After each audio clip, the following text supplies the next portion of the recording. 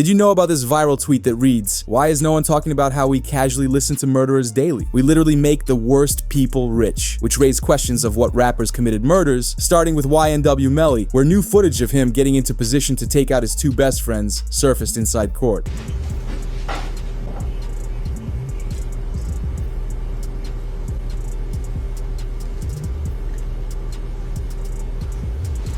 Excuse me, you're able to see? Yes? All right.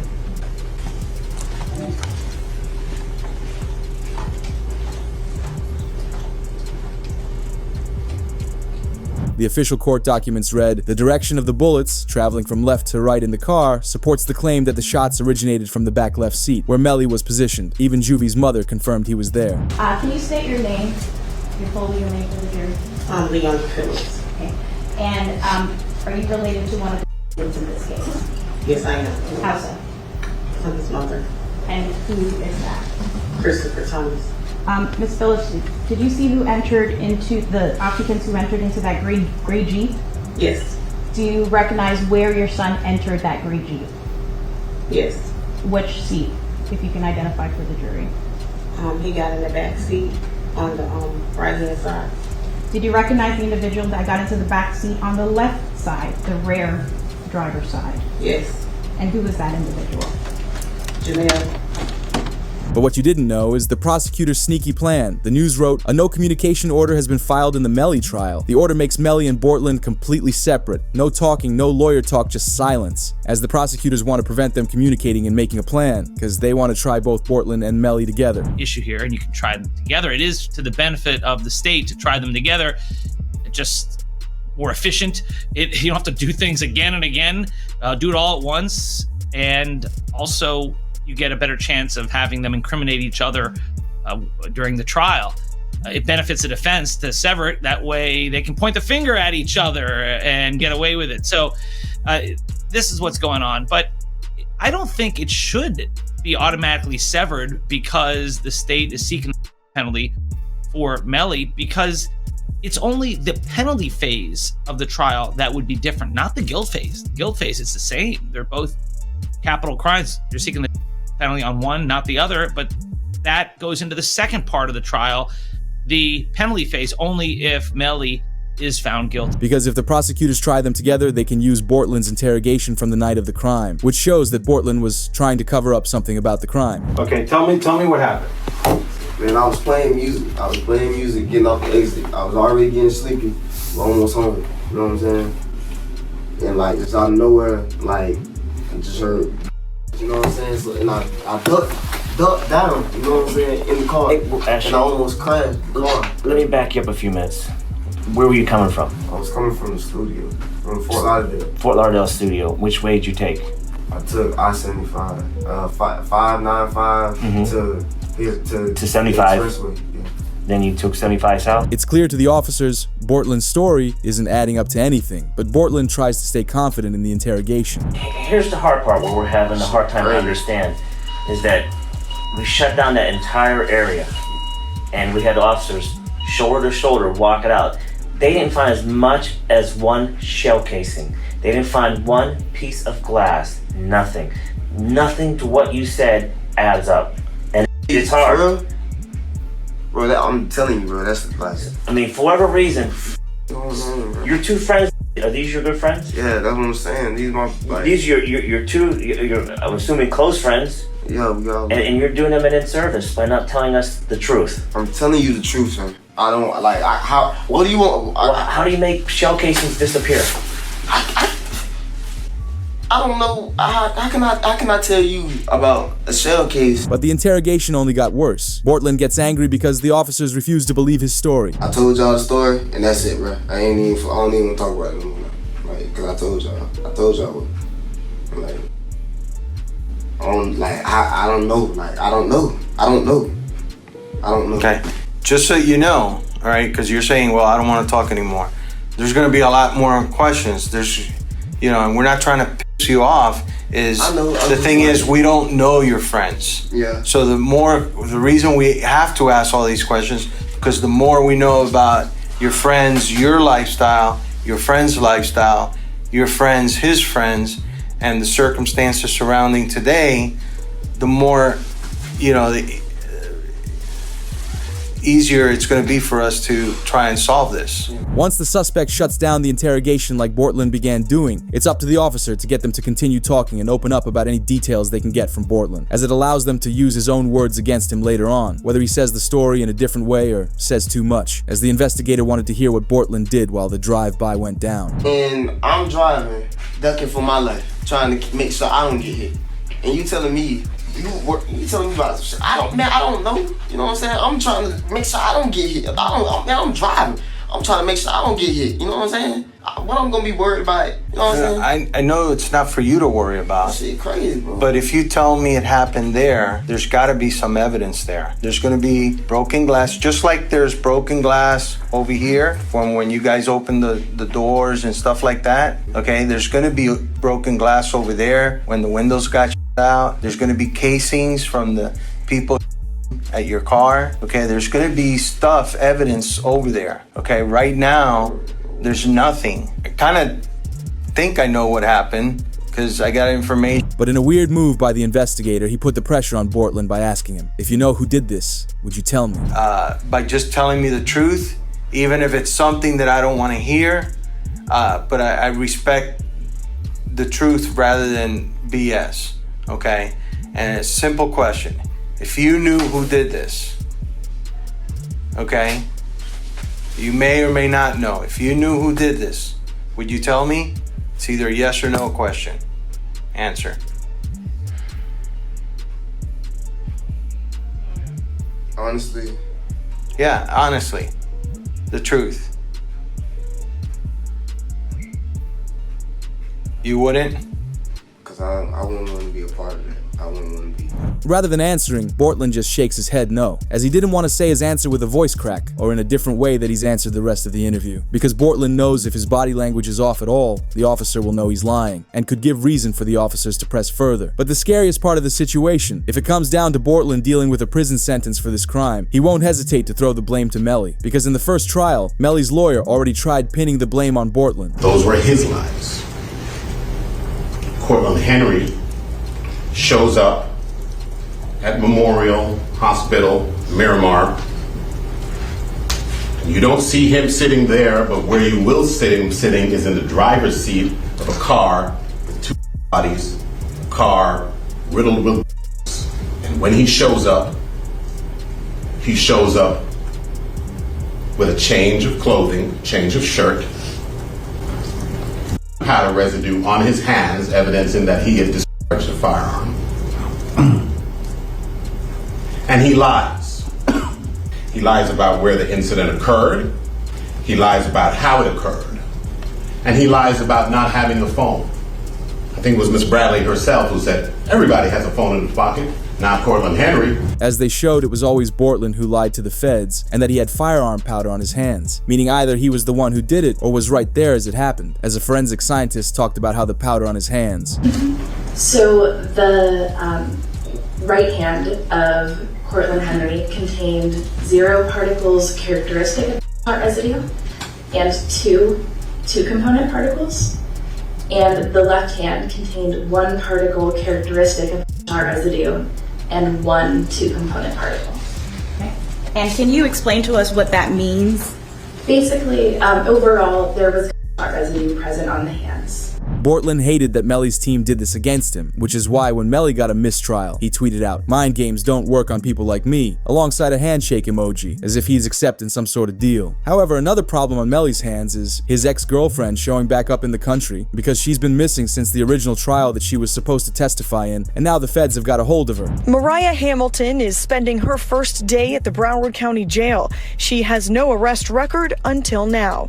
U.S. Border Patrol agents arrested her at Miami International Airport Monday after she arrived on an international flight. Court records show Hamilton was ordered to testify in Demon's first trial in 2023. As the deal for Mariah to be released is that she will be present and testify in the Melly trial, and it's rumored that Melly and her had a call on the night of the crime, meaning any information she has could be extremely valuable to the feds' investigation. But once she was released, she wrote on Facebook, "Thank you to my village. I love y'all so much. God's plan, not mine." They found disturbing evidence in Mariah's iCloud fallout account relating to Melly forcing her not to testify in trial, which is known as witness tampering. This carries a life sentence in prison, regardless if Melly actually took out Sack Chaser and Juvie. The state filing 6 new charges against Demmons and 2 others who were allegedly involved. The charges include tampering with a witness, directing the activities of a criminal, solicitation or conspiracy to commit tampering, and unlawful use of a two-way communication device. Now, a couple of those charges actually carry a life in prison sentence if there's a conviction. But the craziest thing is that Melly's been off the jail phones and any human contact for nearly a year. As it was so bad, his mother did an interview and spoke about it. My son has not been convicted of anything, and even other inmates that have been convicted or anything, they have the right to use a telephone. They have a right to just to be allowed to write letters to their loved ones, to receive their mail. They hold his mail, they don't give it to him. But the main reason for him being revoked those privileges is because they believe Melly was using the jail phone to commit witness tampering, and is possibly how he received a mistrial the first time around. But it's not completely terrible for Melly. He has one more chance at bond before his trial in September. As lawyers wrote, Melly's legal team proposed posting an unspecified bond that would be paid by his record label, 300 Entertainment. If granted bond, they assured the judge that Melly would be on house arrest, wear an ankle monitor, and hire round-the-clock security to keep tabs on him. It was so good, a rapper wrote, "That boy Melly coming home, I feel it," as Melly's mother would share this on IG Live. We just still praying. I know I said I would I'll keep everybody updated with what's happening. I know right now we're waiting. So basically the judge is going to do, I guess, a written order. So we're just waiting, and that order can come any minute, or it could come tomorrow. I don't know. So we're just waiting. We're just waiting. So everybody just keep praying, keep having faith. Oh, Tessa, stop. I've been crying too. It's been a long time coming, you know. As they are trying to get Melly out because he's not being treated like a human inside of jail, which is illegal. When you saw Melly's statement, just saying how he's been hurt, how he's scared for his life, as a mother, how did that make you feel? It's heartbreaking. It made me feel completely helpless. Broward Sheriff's Office definitely needs to be investigated. I mean, they are making up their own rules. We've tried to go to court about this situation. The judge really doesn't have any jurisdiction when it comes to the jail, because we actually had a hearing about the mistreatment of him, and the jail they make their own rules. And I don't think that's fair, because I know that they need to answer to someone too. They then brought up evidence from the original trial, with GPS evidence proving that Melly was seen sprinting down a street and hiding in a bush while the crime was going down. That would be the part where he's saying that someone just shot the car up and was trying to shoot him. So I asked him if he was okay, where he was, and he's like, there's a car coming behind him, like hiding. He was like, there's some, there's some. I think they're still out here or something. So I'm like, are you okay? He's like, I'm okay. I said, well, where are Sack and Juvie? And he said, I don't know if they're in the car. I think they're... Melly's defense team also mentioned how there was never even a firearm found for the crime, making it more likely that a drive-by could have been the cause. So the first thing is I didn't have a firearm, so I can't know which firearm I'm going to use in order to replicate any of my tests. So I can't make tests for this determination because I don't know what was used. Okay. However, a rapper versus rapper altercation which resulted in Julio Foolio's passing started with Yungeen Ace. In case you missed it, the news wrote, Jacksonville police investigating the new video evidence relating to Yungeen Ace paying for the hit of Julio Foolio. Expect the rapper to be arrested for questioning soon, which has been in the works for the last few weeks, Jacksonville News wrote. Jacksonville Sheriff TK Waters sends a PSA to Yungeen Ace and his crew, ATK, after Julio Foolio's hitters were caught. So Yungeen Ace has long been known in Jacksonville. We are consistently monitoring those groups. We have people that are always watching them. I won't speak to the chief's investigation. That's up to TPD. We don't have an investigation on him right now, but he can't move around in Jacksonville without us knowing about it. And that's for the betterment of our community. This is happening because Ace ended his gang ATK, but this could have resulted in someone snitching. He tweeted, "Ain't no such thing as ATK no more, that stuff is gone and over with an Instagram video running from the gang problem. I say no more ATK, it ain't no more. What you talking about? Niggas don't do shit, you tripping. Everybody always got shit to say. These niggas, when the time for the lawyers to be paid, where be at? Got all this shit to say. Where the niggas be at though? What niggas be need to get buried? When the time to spend that money, where the niggas be? Always got shit to say, but don't be on shit, man. They don't get no feet wet or nothing, man. You niggas be talking, man. What's wrong with these, man? Talking about don't talk like me. Don't get the man. When I say no more YTK, ain't no more. Or did he end the gang due to someone snitching? To understand the truth, it's important to note there is 5 people arrested for the passing of Julio Foolio. As rumors say, they were hired hitmen from Alicia, Isaiah, Sean, Rashad, and Davion, but police believe Ace was the main kingpin, which is why the police have been canceling his concerts. Jacksonville police and I don't know how they be doing it, but they always call around and cancel my shows. What's up with y'all? What's going on? Why y'all want to cancel my show? I don't even live there in Jacksonville. Why y'all want to cancel my show? Why y'all trying to my money? Yeah, man, y'all trying to my life. Cause y'all worry about what I got going on. I ain't with y'all. Y'all canceled all my shows, but I just had a show in Temple. Y'all got my show canceled in Tampa. I had a show in Virginia. I called, got my show canceled up. I had a show in Gainesville. Y'all canceled my show in Gainesville before. Daytona. You feel me?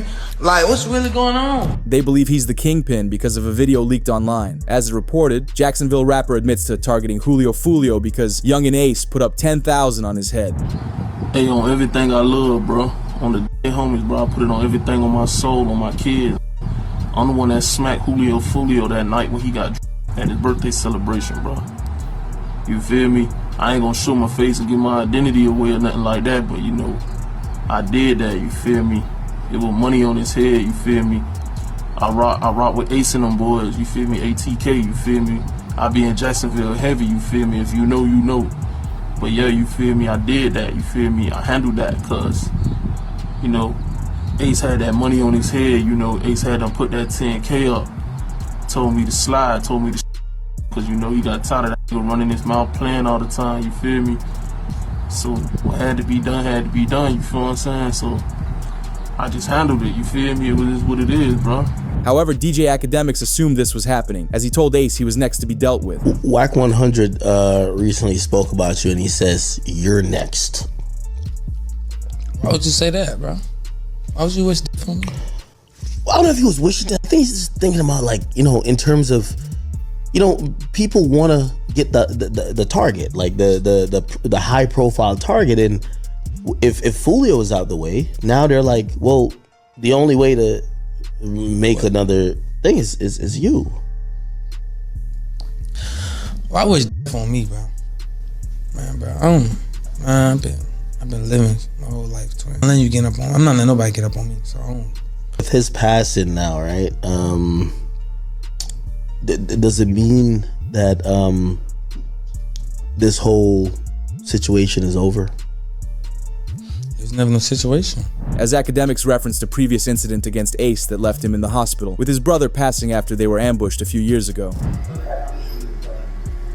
trying to come for him. I'm trying to hold RJ.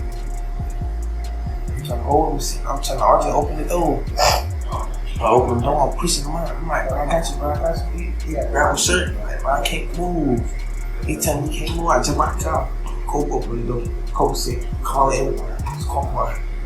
As Yungeen Ace has been tried many times by his ops and survived, but now the police are after him. But police found more evidence that relates Ace to Julio Foolio's passing, as Julio Foolio was ambushed by rival street members in the early morning hours of June 23, 2024. It was originally supposed to be a celebration of the rapper's birthday, but the night would end terribly. However, Foolio and his crew rented an Airbnb for the weekend. Julio wanted to put on a huge party as he posted this to Instagram. Hey, the pool party start today at 5, 6 o'clock.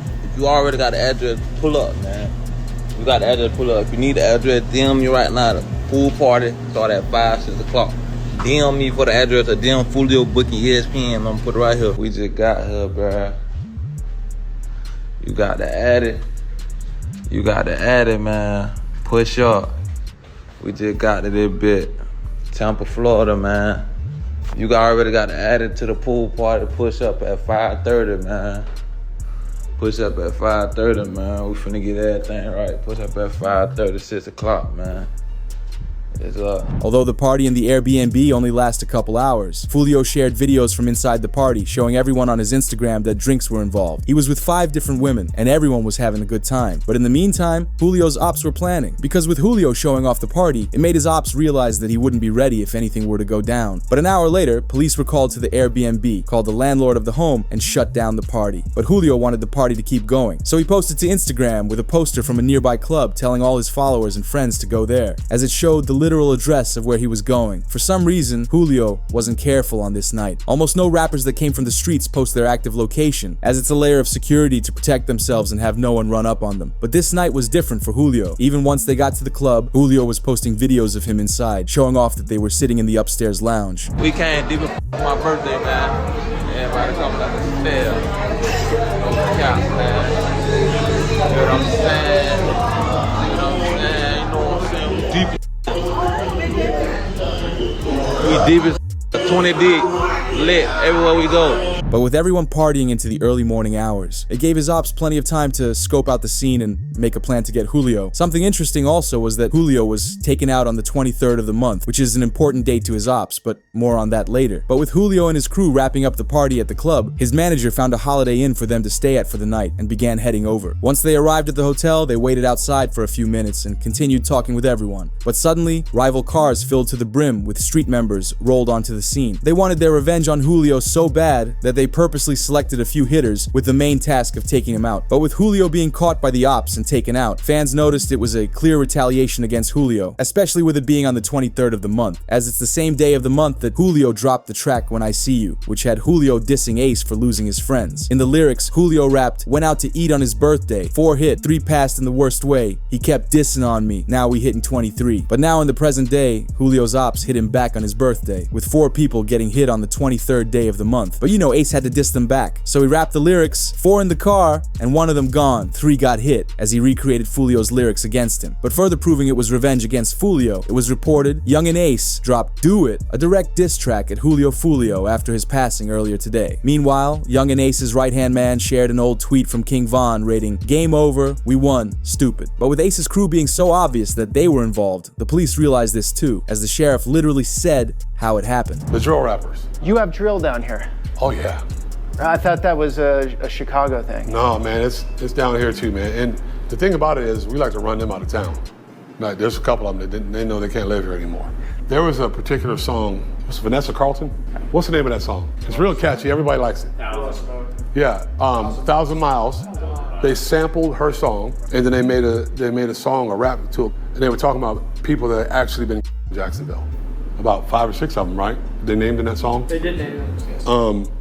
But that's what drill rap is. It's nonsense, but it's impactful because they're talking about people that have actually been, those people have parents, they have mothers, they have fathers, they have brothers and sisters that feel the effects of what's going on. They think it's a joke. Although the story somehow gets crazier, because only a month before Julio's passing, he did an interview and said how both Julio's crew and Ace's crew were supposed to make a song together, with the hopes of stopping the crime against each other. No record, y'all probably didn't know this. Even though I said what I said, bro. Me and J.Dot Breezy supposed to be doing a Stop the Violence song. We probably gonna get that shit in motion. So I'm gonna just get that shit out of the way for the kids, for the youth and shit. And yeah, we gotta make this look better, man. You and J.Dot Breezy have a Stop the Violence record coming. Yeah, that shit, it's talked about. I DM'd about it. My big cousin wrote him about it too. He said he with it, I'm with it. But basically right now we trying to find a beat. As this whole situation could have been avoided, but Ace's crew clearly weren't being serious about it. However, people in the rap industry had different things to say about the crime, with Charleston White sharing. And everybody saying, man, what you think about this? Well, all I'm gonna say is, man, that works hard to die. Did he earn this here? And goddamn it, should nobody be sad? Where that lived and talked gangster, should nobody be sad what did happen to Julio Foolio? One thing we know about it, he didn't go to heaven. That ain't good, wasn't it? Yeah, now one thing about it, he ain't in heaven. Now, wait, that boy, he had all the time in the world to apologize to them people. He was going to the graveyard, rapping at the graveyard. Man, that was making people mama cry. It's some people relieved, wiping their forehead saying, "Ooh, Lord, thank you." And then there's some people crying, said, "Oh, we gonna miss one leg, one foot." As Charleston says, Julio isn't going to heaven because of the passing of Ace's best friend, ATK Mitch. Because back in April 2022, officers pulled over Julio for an illegal window tint, but suddenly a prosecutor showed up on the scene and things would get strange when they searched his vehicle illegally. Once they found out who Julio was, he was taken into the cop car and was questioned about ATK Mitch's passing. All right, so I didn't want to bring it up. I know you're gonna be upset. Mitch, there's some detectives I want to talk to you real quick about what happened to Mitch. How long that's gonna take? Not that long, depends on you. They just gonna ask what you know about what happened. Julio was then quickly taken into the police station and interrogated. I used to come to my mama's house. I used to stay on the corner. He used to come over there, show his, you know what I'm saying, support. What type of work do you do? What type of artist? You're an artist. Okay. As far as Mitch go, what are you hearing? Nah, really. I was in Miami when I heard the news, you know what I'm saying? I was down making music, and I saw posting on Instagram, Mitch, everybody, the whole Jacksonville, Mitch. As the detectives were trying to figure out how Foolio knew Mitch, as they asked Foolio where he was at the time of Mitch's passing. All right, the reason why I'm here, I am lead on your friend's case. Ooh. You didn't have a friend that recently got killed? A lot of friends that, recently? Mitch? Oh, yeah. So I'm lead on that. I don't know how close you guys were. Can you kind of give me just run down on y'all relationship when y'all met? How long y'all been partners or whatever? The detectives had nothing on him, but they tried fishing for any information they could get. But Foolio continues to tell the detectives he doesn't know anything. Guys, if you may know or hear something, then that'd be helpful as well. Because if you know his mom, you can sit up there and call his mom, then I'm pretty sure you would want her to have some answers as well. Oh, my little brother, I don't know who did. I don't know. I ain't here. That's what I'm saying. You will never know. Know what I'm saying? I don't know. No, I just heard they say, "Little brother." I was like, you know what I'm saying? I'm in Miami at the time though. You ain't tired of that, man? Yeah, but I'm none of this. But with Foolio continuing to deny any involvement, they ask why Julio's music has so much crime involved with it. Do you think that your music or your ways or the way you conduct yourself through your music had anything to do with him? Nah, because even before I was rapping, it was, you get what I'm saying? Like, you can't just say it's my music, that's why somebody, you get what I'm saying? Okay, do you think it influenced someone or triggered someone, like the way y'all going back and forth with it? Do you feel that way? No. A song can't make no do nothing, bro. As it left many angry with Julio for lying to the police, and is why many look at his passing as retaliation for ATK Mitch. But recently the police found who took out Tupac, which came from 2 other rappers in the industry. In case you missed it, the police are questioning Snoop Dogg and Diddy for the passing of Tupac, with news stating Diddy faces questions about his alleged role in Tupac's murder after being mentioned 77 times in a new legal filing. As new updates are happening in Tupac Shakur's murder case, rappers in the industry from Snoop Dogg, Suge Knight, and Diddy are about to be arrested and questioned, as the reasoning was revealed by this journalist revealing Tupac was with the feds. Well, it turns out when I talked to Tupac's longtime mentor, political mentor, former Black Panther Chokwe Lumumba, who was his first business manager, he's told me, I basically asked, well, was Tupac only pretending to be in order to appeal to gangs and politicize them? And he said yes. And that was part of his thug life agenda they came up with his imprisoned stepfather, Julio Shakur. And so Tupac was just using that in order to get the and the leaders to call peace truces, first in Los Angeles, then throughout California, and then throughout the country. And that was why he was pretending to be this gangster type. And really, he was just an intellectual prodigy. With leaks of Tupac being a Fed going around the industry, he was dealt with for $1 million, which was a bounty placed by Diddy. On all 4 of those occasions, there's San Diego, Anaheim, Irvine, and Vegas. Which ones do you actually talk to Puffy at? Every one. Every one of them. Which of those 4 is it when you talk to him about murdering Tupac? It was really about both of them. Either one. It was Tupac and Suge, you mean? Yeah. As in the new legal filing, it reads, former LAPD cop claims Diddy had Tupac dealt with for $1 million. Suge retaliated, having Biggie dealt with. This would hit news headlines fast. Even 50 Cent reacted as it states, 50 Cent says he doesn't like Diddy because he had Tupac gone. I hate when they leave me to talk because I always say the wrong thing. Last time they left me, I said something about Puffy. You saw that? You saw that thing? Yeah! I gotta stop doing that kind of shit. I've been talking to a therapist to try to help me with the shit I'm saying. I said crazy shit. No reason. Oh wait, maybe I said it to my boyfriend because he got Tupac killed. With the internet in a frenzy, this one interview from Diddy would go viral where he's confronted about Tupac's death. Now, it was this documentary that claimed, which we know wasn't true. Yeah, check this out. We don't talk about things that are nonsense. We don't even entertain nonsense, my brother. So we're not even going to go there, with all due respect, but I appreciate you as a journalist asking. Thank you. Because listen, 7 years ago, I'd have been like, yo, did you hire somebody Tupac? But no, you do it like a journalist. Yeah, no, I mean, we wouldn't even get into nonsense like that. You know what I'm saying? It's nonsense. Which we never believed, by the way. Yeah, thank you. However, the way Snoop Dogg relates to the crimes is crazy, as this podcast got the feds interested in Snoop's involvement. You were with Tupac, though, in regards to Tupac. I heard a story, did you give him different advice that night on where to go? I didn't give him no advice. Right. We wasn't seeing eye to eye. Right. So. Saying during the Tyson. Yeah, this incident that I'm explaining to you right now was the day before that. Okay. So when they got to Vegas, they went their way, I went back. I mean, when we got to LA, they went to Vegas and I went home. That's why I wasn't in the car with them. As Snoop mentions, he was supposed to be in the BMW, but after last minute changes, he didn't go, which was due to an issue Snoop talked about here. The last time me and Tupac was on the same page, and I did an interview with Angie Martinez, and she asked me how did I feel about Puffy and Biggie, and I told her that I like their music and I want to do music with them.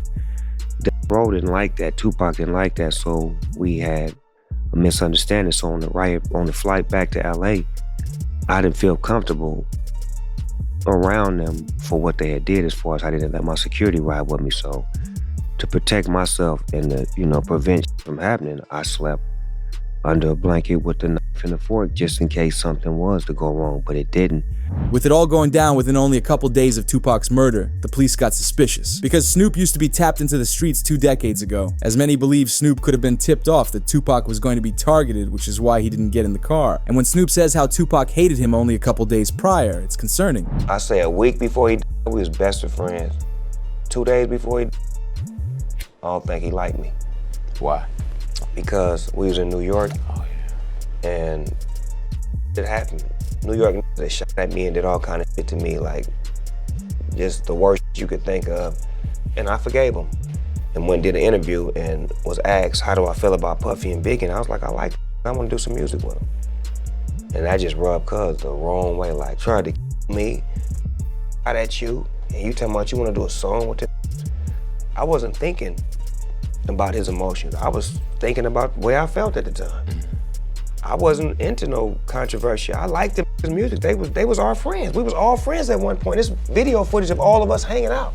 But the evidence in the Diddy trial gave the courtroom chills as Keefe D explained how Tupac was taken out by Diddy. On September 7th, 1996, Tupac was in Vegas with Suge Knight. They went to the MGM Grand to watch a Mike Tyson match, and once it finished, they spotted their ops in the lobby. Suge Knight and their entourage went to the Mike Tyson at the MGM Grand. Keefe D and his nephew, Orlando Lane Anderson, and 2 of their friends were also there. Keefe D told LAPD Detective Greg Kading more than a decade ago, in a proffer that couldn't be used against him, the shooting was retaliation after Tupac jumped Orlando and beat him up at the casino. Surveillance cameras recorded the fight.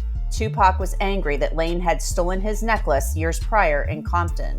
Tupac, Suge Knight, and the entourage left the casino quickly. Security had to break apart the brawl, and Tupac went back to his hotel to change. At 11 p.m., Tupac and Suge hopped in the BMW to head to Suge's club, where the murder went down in the middle of the street. Knew about Tupac's concert at the Club 662. Members, including Orlando and Keefe D, jumped in their white Cadillac and started cruising the strip looking for the offender. Before long, they finally spotted Tupac's caravan. At the intersection of East Flamingo Boulevard and Koval Lane, the white Cadillac pulled alongside the black BMW with Suge on the driver and Tupac on the passenger seats. The back window of the Cadillac rolled twice in the chest, once in the arm, once in the thigh. With the incident being unsolved for decades, the police finally investigated a Keefe D interview with DJ Vlad, where he details the night from the car that took out Tupac. And Bubble Up was the driver, and Baby Lane and Freaky were in the back seat. We was just all in the car together. Okay. This was the white Cadillac. Yeah. So you guys are driving around, and then you hear these girls say, Tupac, Tupac. Got to the light. We was gonna go drink, and he happened to be hanging out the window. He was hanging out the window like he was in a parade. Tupac? Yeah, he was. So what happens next? You said that as you're driving up towards the BMW, with Suge driving and Tupac in the passenger seat. Keefe D even said that Tupac was only hit because he was allegedly pulling out a firearm of his own while they were stopped at a red light. You said that as you're driving up towards the BMW, with Suge driving and Tupac in the passenger seat, and you said that Tupac pulled out a... It looked like he was reaching, yeah. Yeah, it did. Okay. Yeah. Did you actually... No, once he got the reaching, I got the ducking. So someone from your car That's what happened. started at Tupac and Suge. Tupac was likely reaching because he had a feeling something was going to go down, as it was the same man who they had just been in a brawl with a couple hours before. But to confirm that Keefe D was a part of it all, a police interrogation leaked from the night of the crime. Lane starts. You say Suge looks over, he sees you. He looks right at you. Yeah, he looked at me. Okay. When he looks over at you, and then Tupac's busy getting. Evidently, the story is Tupac's trying to either get out of the back seat or something. Yeah. What do you see happening inside of their car? I seen him going Suge head. I thought he was. So Orlando across Dre. He leaned over on the window. We rolled down the window. But more than a decade later, Keefe D spoke out, revealing how he feels about the situation now, as he regrets what happened. Yeah, I hate that happened, dog. I really do, man. Cause it took a lot of people's lives, dude. Hate that happened. Probably to God. I feel that was wrong, man. It was just purely wrong. You know what I'm saying? I wish it had never happened. You know what I'm saying? That's my opinion on it. It never happened, dude. But this thread also broke down every single piece of evidence that relates to Tupac still being alive, as a 2010 interview with a rapper named Tretch has him saying something crazy. Tretch and Tupac were close friends back in the day, and at the end of his interview, the cameraman forgot to stop recording. In the footage, you can hear the interviewer asking Tretch about Tupac, to which Tretch says something crazy. So if you ain't ready for it, get on the sidewalk. One last question. Is Tupac still alive? Nobody knows. Y'all good? Yeah, we good. Thanks a lot, man. We good. Last time I saw him, he was in church. Only 3 weeks later, a video was released of Tupac supposedly hanging out in a parking lot in Cuba. Zoom in. That's Pac, man. He with the outlaws. And Reg from Holla Back is trying to be friendly and get autographs. Holla Back exclusive, baby. Holla Back. This created the Tupac is alive in Cuba theory, and in 2025, it doesn't seem like just a theory anymore. Cause even Suge Knight believes Tupac is alive. Over the last 2 decades, there's been multiple times he said he believes he's alive. As he states, when I left that hospital, me and Tupac was laughing and joking. So I don't see how somebody can turn from doing well to doing bad. I mean, when I left that hospital, me and Pac was laughing and joking. So I don't see how somebody can turn from doing well to doing bad. So you seriously think that he might still be alive? I'm gonna tell you this, Pac, you never know. But what's weird about this is that Tupac was supposedly in a coma. So how in the world could he and Suge be laughing if Tupac was unconscious? It doesn't seem to add up. But in a 2008 interview, Suge said the exact same thing. So he was conscious on the way to the hospital? He was conscious on the way to the hospital. He was conscious in the ambulance. He was conscious after they did the surgery. What was the last thing that he said to you? They left. And only a couple weeks after Suge leaked that information on Tupac, he nearly lost his life in a club when a man used a firearm in his direction 6 times. Although Knight kept quiet on the situation when talking to police, as he knew it was likely from him talking about Tupac in an interview. But Suge Knight Jr. made the same mistake, because in 2018, he posted that Tupac was still alive and living in Malaysia. Suge Jr. posted another photo showing a text conversation where someone said, "You said too much, time for you to go." So with Suge Jr. panicking, he posted photos of Tupac with current day celebrities like 50 Cent and Beyonce, but he made it seem like he was in danger because he captioned the Beyonce photo saying, "He never left us. They'll be after me soon." But many people were split on whether to believe Suge Jr. or not, because it seemed crazy what he was saying, yet he'd be the one to know more than anyone else in the world, considering who his father is and since he was right at the scene. However, fans believe NBA YoungBoy has a deeper and dark past that we don't even know, as new evidence links him to the King Von murder. Yo, you sit over here. You sit over here, brother. Yo, you better watch out. Hey, bro. This is my brother, bro. Okay? Hey, come on, chill. Come with me, okay? Okay. You, get out the car. Out the car. Okay? Calm down, he's shot. Get out the car. I gotta go to the hospital, my leg. Yeah, we gonna get you to the hospital. In case you missed it, a viral tweet read, "Why isn't anyone talking about how King Von was beefing with YoungBoy the entire night he died on text messages?" As YoungBoy literally set him up to run into his gang in a dark street. As the man who took out King Von, named Lil Tim, who's a YoungBoy gang affiliate, did an interview saying he wishes it didn't even happen. No, like, shit, I was just protecting my little brother. When you did finally find out that it was King Von who did it, how'd you feel? I was like, damn. If Brian did that stupid shit last night, he still would have been alive. That's how I was. But I was like, shit, I ain't no the type person I am. Like, I'm a humble person. I ain't no disrespect to like his mama saying f***ing shit like that. Cause I could easily get on that type of stuff and be clout chasing type. Like, I ain't on that type. I'm a humble person, but it's like, they ain't never popped that shit off. That would have never happened like that. King Von wasn't even supposed to be there. Even Von's cousin Balo said something was strange, as it felt like Von's bodyguard was being paid by someone else to not protect Von. His security guard let him walk. You get paid he get paid to protect. How the f you let him walk over? In fact, you ain't even supposed to let him fight. He ain't supposed to be touching nobody. Security guard, if anything, you make sure Quando them leave. Whoever else they was with, you make sure they leave. How you let him walk over somebody that's the reason y'all here, the reason everybody in this parking lot here, because this man right here making the money and y'all his entourage. But that security guard, it's something fishy with him. That's why he deleted his Instagram. I definitely feel like it's foul play. I don't know where it's coming from, but I definitely feel like it's some weird shit going on. As in the body cam footage, while everyone's panicking, screaming, and wondering what's happening, Von's bodyguards aren't guarding him. However, the new King Von murder files were released by the city court system, which changed everything. Because on November 5th, 2020, King Von and his crew went to a club for his album's release party. It was supposed to be a celebration of his music and future career, but the night would end terribly. With Von knowing the dangers of being a public figure in the streets, he knew he needed security. Because when heading to the club, Von's crew consisted of 25 members, as his manager confirmed that Von made sure he was safe at all times. I travel with one security that moves with Von, and he traveled with 2 more security. You know what I'm saying? Von traveled in a proof truck, and not only that, his guys are security, man. He travels with 10 to 15 guys daily. They protect and love Von more than any security would. I think we're about 8-10 cars deep, 20-25 on entourage. But later into the night, something changed. He began acting different, and it's what led to his passing. With Von's album party ending at the club, he'd received a text message from NBA YoungBoy around 2:30 in the morning. The two were beefing back and forth over ex-girlfriends of theirs, so when Von and his entourage began exiting the club, the original plan of everybody returning to their Airbnb and hotels for the night changed. But Von didn't tell anyone the new plan. Everybody mind leaving the club is that we're going to the hotel and the Airbnb, because that's normal routine. The club he went to, the after hours, wasn't getting paid for. I didn't have no acknowledgement of. His team didn't have no acknowledgement of.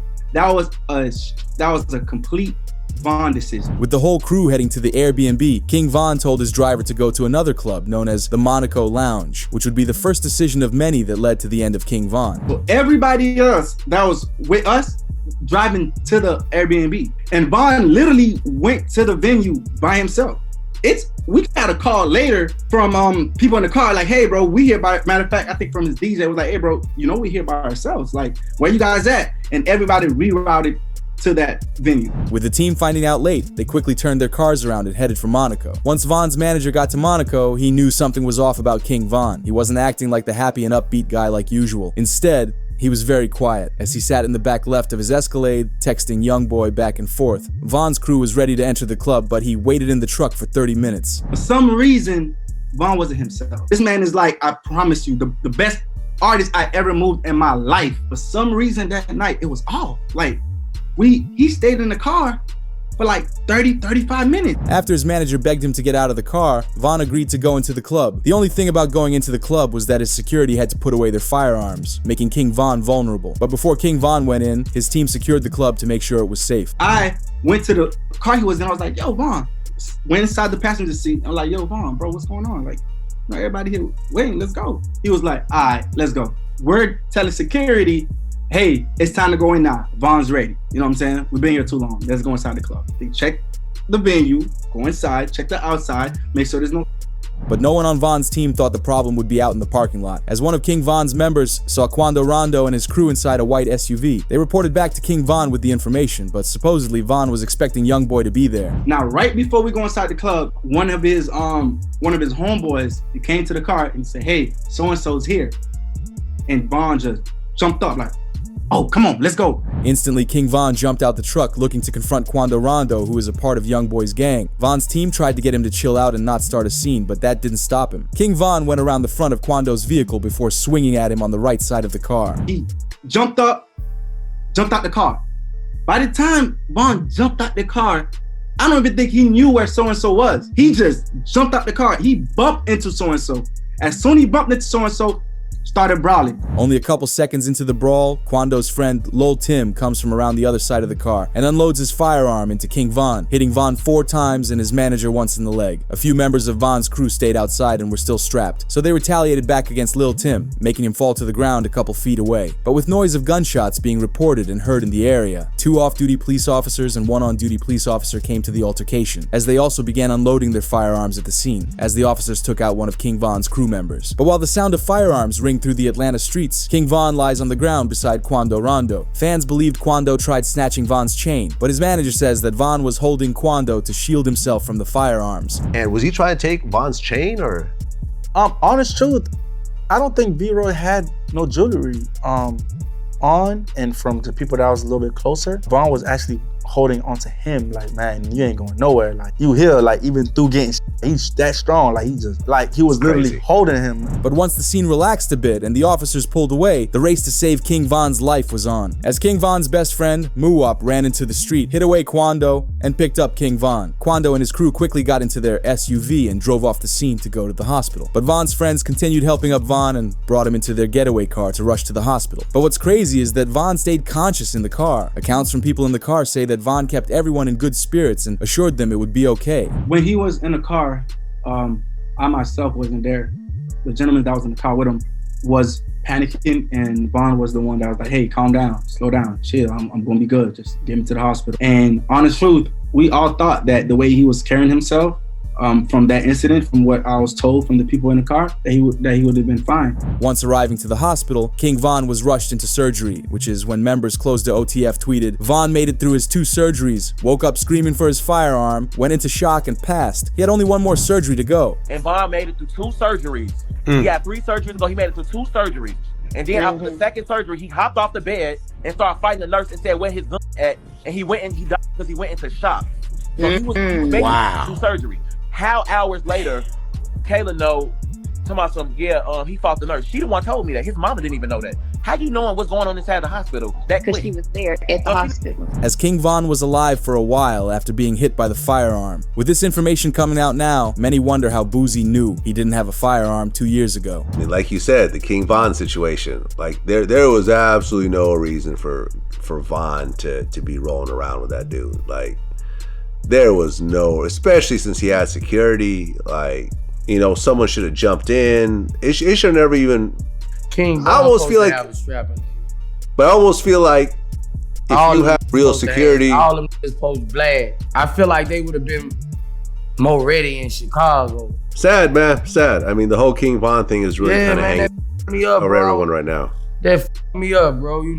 Because I like King Von. But with news headlines of King Von's passing circulating, it shocked the entire rap industry. No one thought that King Von could fall to beef with another rapper, considering he was one of Chicago's most fearless and dangerous gang members. This made national headlines as officials confirmed one of the 3 people was rapper King Von from Chicago, who was here last night with friends. Two groups of individuals got into a physical altercation. That physical altercation escalated into an exchange of guns. After Von's death, life in O Block completely changed. Everyone was terrified to go out in public, as you can see from this Instagram live. Check it out. Let's walk over here and see this Von picture. I know it's a lot of ops on this. I'm letting y'all see where I'm at. Why is this black truck still right here? Man. Watch that truck. Watch that truck right there. But on Quando's side, Lil Tim survived his injuries at the hospital. However, he was charged with the murder of King Von the next day. But after prosecutors took a good look at the case and Lil Tim took a self-defense claim, Tim was released and the charges were dropped. However, Von's best friends knew they had to do something about it. They couldn't just let them off for what they did to Von. So in the following months, a big-time hit happened against Quando Rondo's crew. Right now, the search is on for 3 people who police say at a Savannah rapper, a member of his entourage. It happened in Los Angeles and cameras captured the aftermath. As a result of the incident, Quando's close friend Lil Pab passed away, as news footage captured the moment Quando found out. This man, a passenger in that car, frantic at the sight.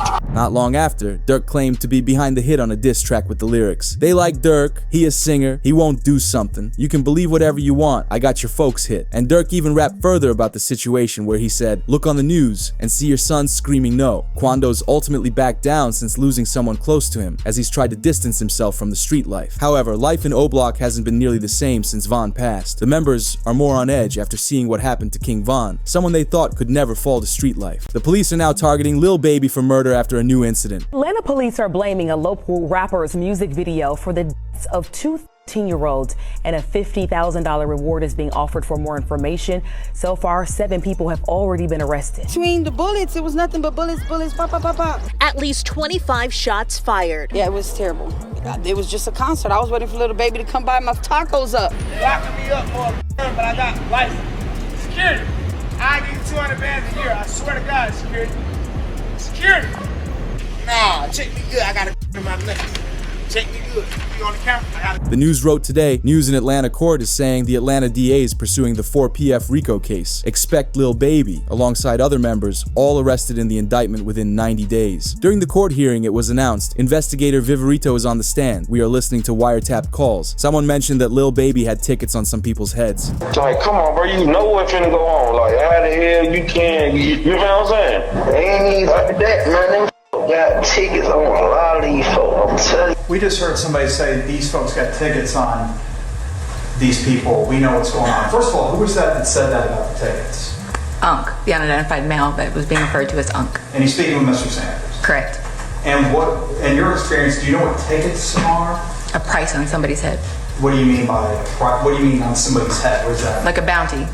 Okay. To have them arrested? Harm. Or and who were they referring to in that portion of the call?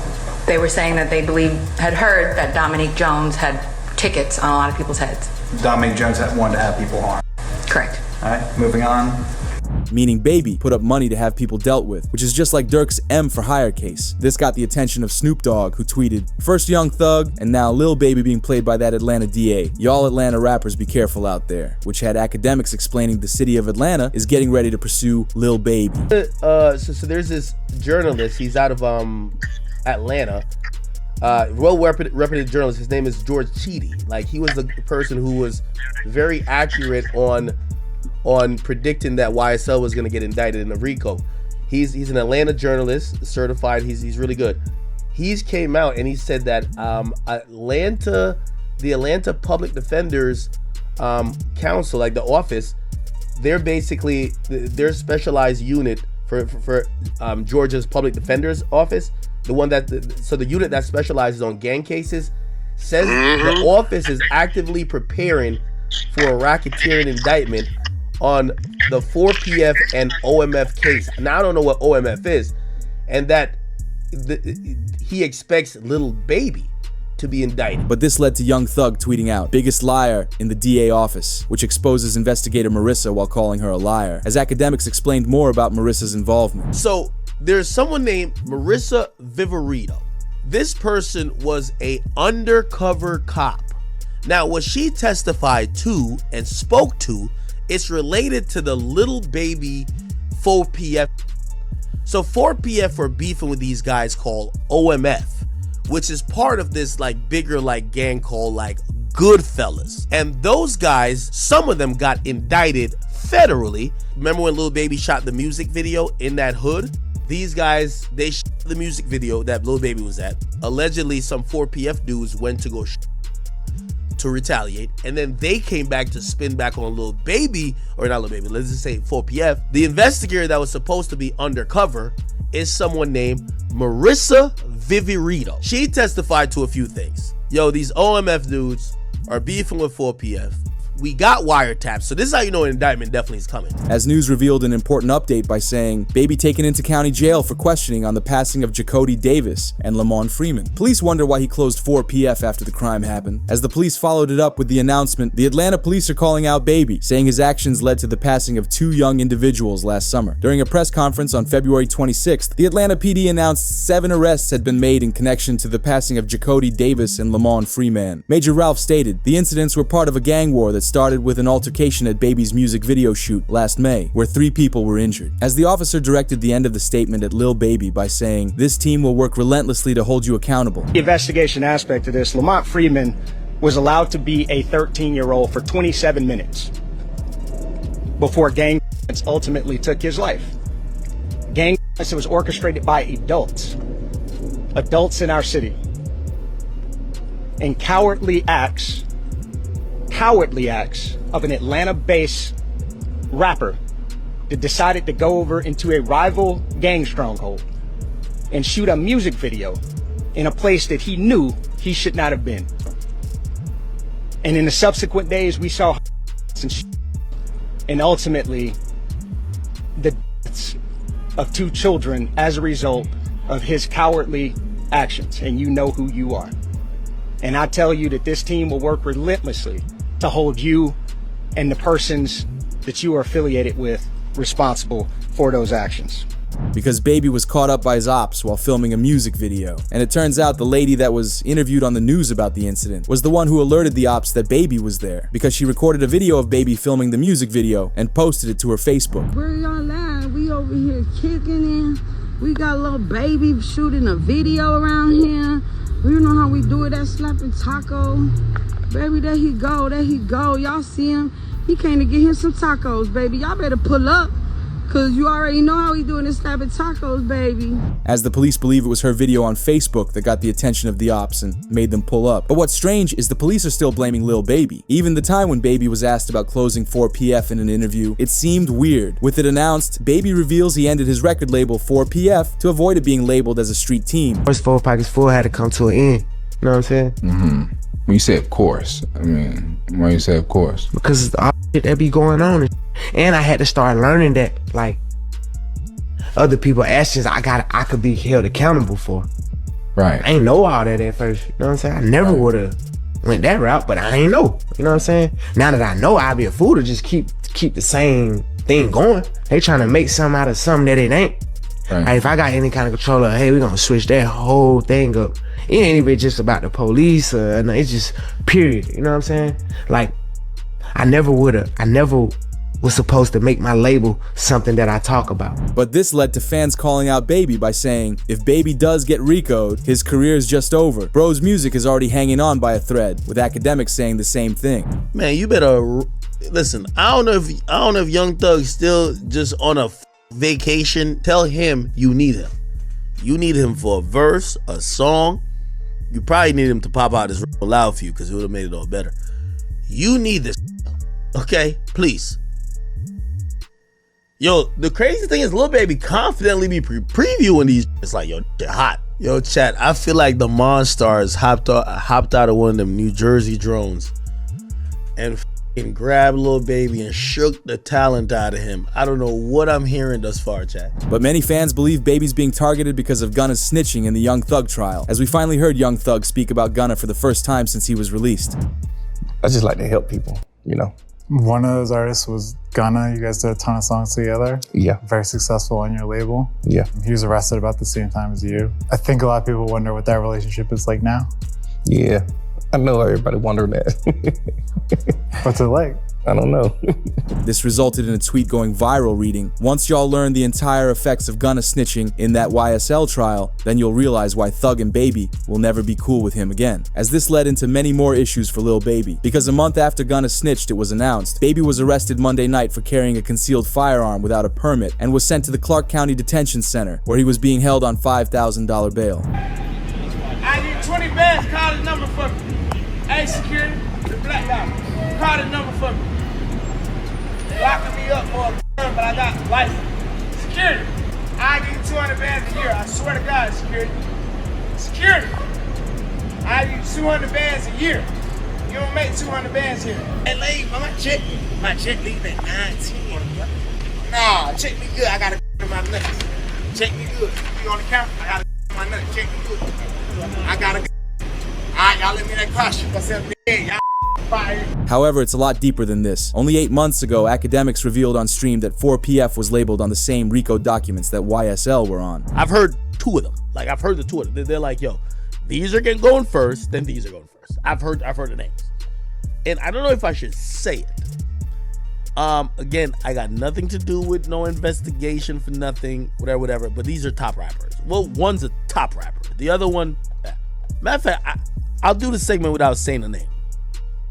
I'll just say this. I believe you know who the obvious name is. They're in Atlanta. They go by three letters. They've been popping. One of the top, I would say, 3 rappers in the game. But academics revealed everything as Baby's recent arrest seemed like a warning for a massive charge coming his way. I'm gonna tell you some things that you're gonna have to take my word or don't believe it. It's fine. I don't care either or. When Fonnie Willis started targeting YSL, Fonnie Willis had a bunch of people to target. She wanted Thug. She got YFN. So she got YSL, YFN. Eventually, they were gonna get to 4PF. That's one of the reasons they changed their names, by the way. Except, from what I heard, the feds told them, it's okay, we got it. So the feds told him, like, it's okay if you dismiss the charge. So they didn't go that hard with trying to get Durk, especially after Von died. They dropped that case. They dropped it, but the feds has realized we gonna get Durk eventually. You doing the math? You see why Lil Baby was moving the way he been? Because Lil Baby hasn't been on Fed watch. He's been on county, state watch. As this answers the question of where Baby's been the last 2 years, he's prepared his music, businesses, and his financials for anything to possibly happen. As many believe with Young Thug getting released, the DA wants to target Lil Baby next, because after already being arrested once, Baby would somehow get locked up for having illegal window tints. Huh? Man, you know why I pull you open up these windows, they tinted. You can't see nothing out. I'm a celebrity, man. Nobody can't see me. Give me my ticket. Let me ride. I don't know what celebrity you are. It don't matter. They give me my ticket. Let me ride. I can't have nobody seeing me right here. I'm gonna let my window up. Oh yeah, you good, but you can't have that tinted window, man. Alright, they give me the ticket. Have a good day, man. Now, who are you? You say you My name Lil Baby. Okay, I just need you to sign right here, okay? You got a pen? 827. You don't be want to have these. You gotta have tints, man. That's you folk crazy. I take a ticket, then somebody follow me home. Put a 32. Huh? You can put a 32. If you got a medical exception, you can get the tint. As Baby originally got his ticket and left, but another officer pulled him over down the street and somehow ended up in jail. Luckily for Baby though, he flew out his lawyer, which bailed him out that same night.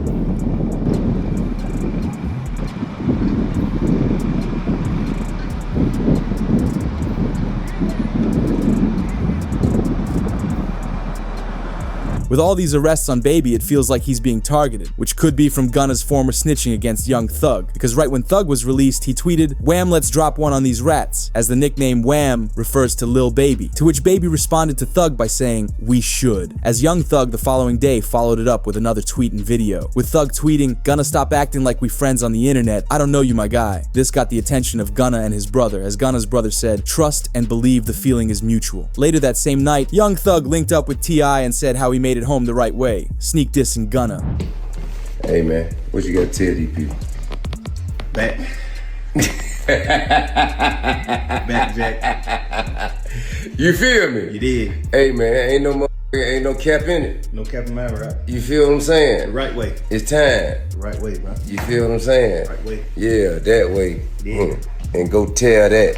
However, there's a serious issue with the sneak dissing beef he's creating with Gunna, because academics pointed out that the feds predicted this happening and it was announced. Academic speaks on Young Thug getting released and says the stipulations that he's got are a setup for the court to try to put Young Thug back in jail, explaining it's all a setup for Thug to eventually fail and go to prison for 20 years, while also knowing that if Lil Baby joins in on the beef, they can get them both at the same time. I know some of his fans think he beat the case. He definitely didn't beat the case. Beat the case means you got no stipulations. The Young Thug thing is a win, but it's also a huge setup. If you gonna tell me that they're gonna monitor him on a probationary basis for 15 years, can't be in Atlanta, can't communicate with co-defendants or members, he can't rap about, he can't promote any music that has to do with what they believe is activity. Well, he's always gonna talk about him and his doing his thing. They might consider that activity. He might be like, yo, me it's like, yo, we going to the park getting lit. We going to the club getting lit. They might be like, oh no, you talking about the game. So, we celebrating right now because I think we could all see, if you follow that trial at all, whether you're a fan of Thug or not, you can see the pain, you can see this was going through it. Like, he gained a lot of weight. Everybody know Thug was not that weight. So we happy he got out, but we definitely got to be very cognizant of how it's going to play out.